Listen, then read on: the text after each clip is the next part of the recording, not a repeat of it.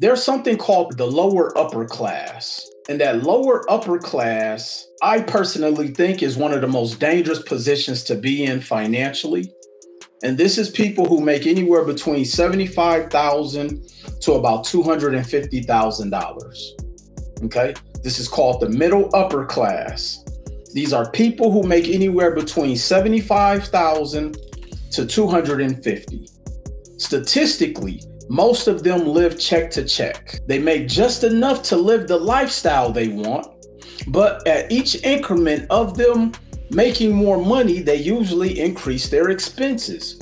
Car note goes up, then the insurance goes up, they buy a bigger house, they're taking broader trips, they're doing more, excursions from dinners to happy hour. They're wearing different clothes. I've been there before, so I know. But the lower upper class is a very dangerous position to be in financially.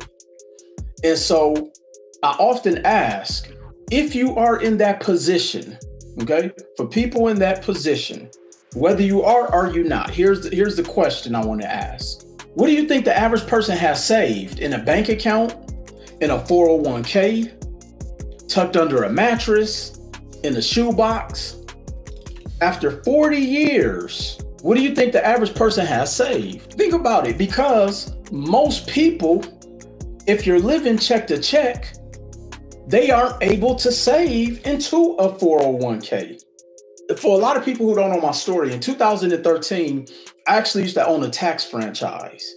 Okay, I bought into a tax franchise. So in 2013, I invested into a tax franchise, and it blew my mind how many people filed exempt. It blew my mind. If you don't know what exempt means, this means you don't have any taxes taken out of your paycheck. And I remember it was a young lady who came to my office. She was referred to my office to have me do her taxes. She had made about $89,000 that year. Okay. And I'm filing her taxes, and she owed about 14 grand after we filed her taxes. Okay. And she cussed me out. Let me just say, she cussed me out. She said, how in the 4-letter word do I owe the IRS over $10,000 and last year I got X amount back? And I said, well, you filed exempt. She said, my HR lady said I could file exempt. And I said, your HR lady is actually right. You can do whatever you want, but just know you're going to have to pay that money back.